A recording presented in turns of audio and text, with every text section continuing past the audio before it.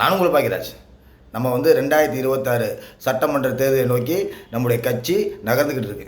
இப்போ நம்ம கட்சி பேச்சாளர்லேருந்து சரி, வட்ட மாவட்ட நிர்வாகிகள்லாம் பேச்சாளர் என்ன பேசுகிறாங்க? மாண்புமிகு தமிழ்நாடு முதல்வர் தமிழ்நாட்டுக்கு கொண்டு வந்த திட்டங்களை பற்றி பேசுகிறாங்க. மகளிருக்கு 1000 ரூபாய் உரிமை தொகை, மகளிருக்கு இலவச பஸ் பயண திட்டம், பெண்களுக்கு இளங்கலை முதுகலை படிக்கிறவங்களுக்கு மாதம் 1000 ரூபா, இப்படி எண்ணற்ற மக்களை தேடி மருத்துவம், இப்படி நிறைய திட்டங்கள் வந்து அந்த திட்டங்களை பற்றி நம்ம சொல்கிறோம். இந்த திட்டம் தமிழ்நாடு மட்டுமல்ல, இந்தியா மட்டுமல்ல, உலகம் முழுவதும் தெரியும். உலகம் நாடுகளே வந்து மாணவர்களுக்கான காலை சிற்றுண்டி திட்டத்தை வந்து வரவேற்று பல நாடுகள் அந்த திட்டத்தை செயல்படுத்துகிறாங்க. இது உலகறிஞ்ச திட்டம். நம்ம என்ன பண்ணுறோம்னா கொஞ்சம் டிஃப்ரெண்ட்டாக யோசனை பண்ணுவோம். இப்போ மாண்புமிகு தமிழ்நாடு முதல்வர் தளபதியார் கொண்டு வந்த திட்டங்கள் அந்த வார்டில் சட்டமன்ற தொகுதியில் யாருக்கு கிடைக்கலையோ, புரியுதா, யாருக்கு கிடைக்கலையோ அவங்களுக்கு தேர்ந்தெடுத்து அவங்கள்ட்ட தேவையான ஆவணங்களை பெற்று அந்த மாமன்ற உறுப்பினர்கிட்டையோ தொகுதி சட்டமன்ற உறுப்பினரையோ கொண்டு சென்று அந்த திட்டங்கள் கிடைக்க வழிவகை செய்வோம். இப்படி எல்லாத்துக்கும் தளபதியோட திட்டங்கள் கிடச்சிருச்சுன்னா 2026 234 தொகுதியும் நம்ம ஜெயிக்க வாய்ப்பு இருக்குது. நம்ம தான் ஜெயிக்கிறோம், இதில் எந்த மாற்று கருத்தும் கிடையாது. அவன் நடிகர் வந்தாலும் சரி, சீமான் வந்தாலும் சரி, எடப்பாடி வந்தாலும் சரி, பிஜேபி வந்தாலும் சரி, 234 திமுக. ஒவ்வொரு வீட்டுக்கும் தளபதி கொண்டு வந்த திட்டங்கள் கிடச்சிருச்சுன்னா ஓட்டு மாற்றி போடுவானா? போட மாட்டான். நமக்கு தான், நம்ம ஜெயிக்கிறோம்.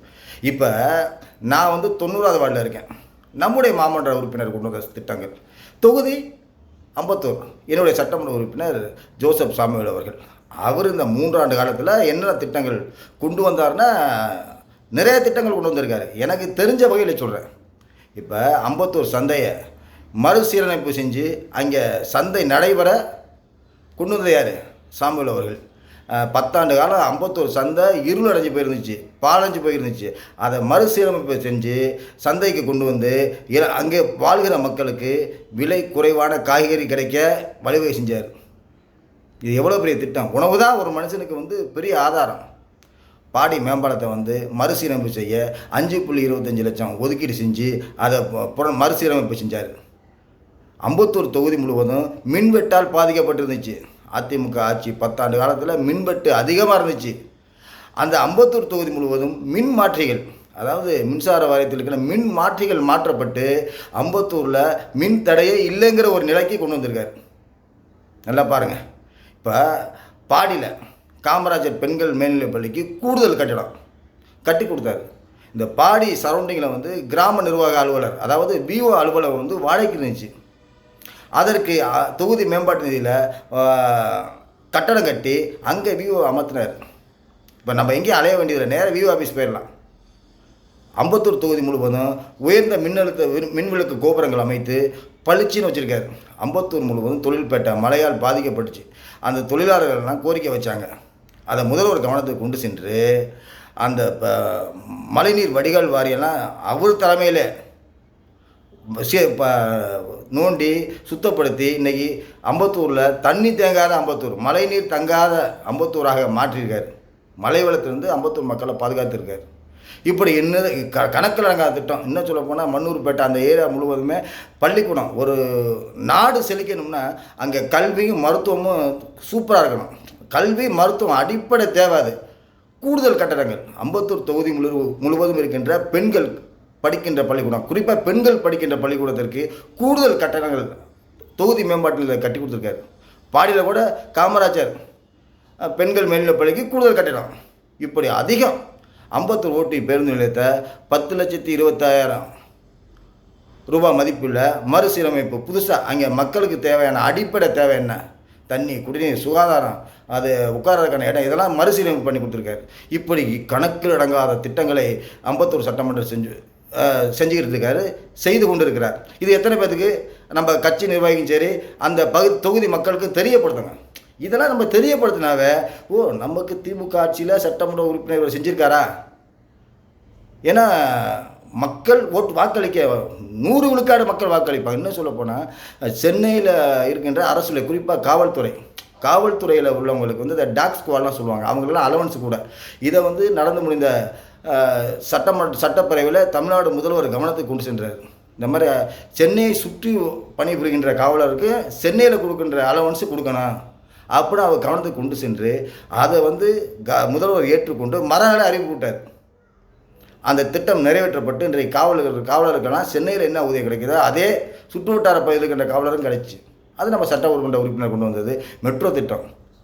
அம்பத்தூர் தொழில்பேட்டை ஒரு லட்சக்கணக்கான பேர் தினமும் வந்து போகிற ஏரியா. அதனால் வந்து அம்பத்தூர் வரைக்கும் விரிவாக்கம் பண்ணணும் என்ற கோரிக்கையை முதல்வர் கவனத்துக்கு கொண்டு சென்று இப்போ அது செயல்வழமாக்கப்பட்டு அது நடைமுறைப்படுத்தப்பட்டு இருக்கிறது. இந்த மாதிரி ஏகப்பட்ட திட்டங்கள் நான் கொஞ்சம் தான் இருக்குது, எனக்கு ஞாபகம் வரைக்கும் சொல்கிறேன், நான் எழுதி வச்செல்லாம் படிக்க மாட்டேன்.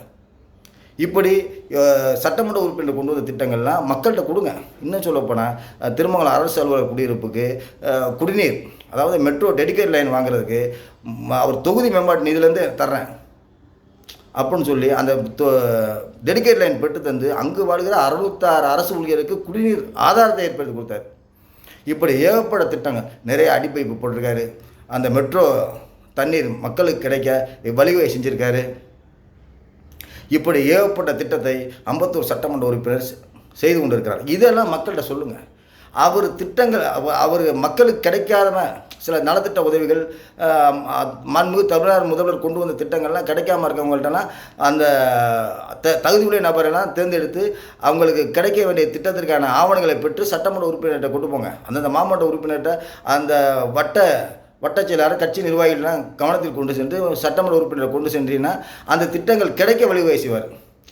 இப்போ அம்பத்தூர் முழுவதுமே ஒரு வீட்டுக்கு ஒரு திட்டம் தமிழ்நாடு முதல்வர் கொண்டு வந்த திட்டம் கிடச்சிருச்சுன்னா அவங்க எப்படி மாற்றி ஓட்டு போடுவாங்க? ஓட்டு போட வாய்ப்பே இல்லை. திமுக தான் ஓட்டு போடுவாங்க. இன்னும் சொன்ன போனால் அந்த கமலண்ண வார்டு, அந்த வார்டுலலாம் வந்து ஏகப்பட்ட பள்ளிக்கூடத்துக்கு கூடுதல் கட்டடம் கட்டி கொடுத்துருக்காரு, கட்டிக்கிட்டு இருக்காரு.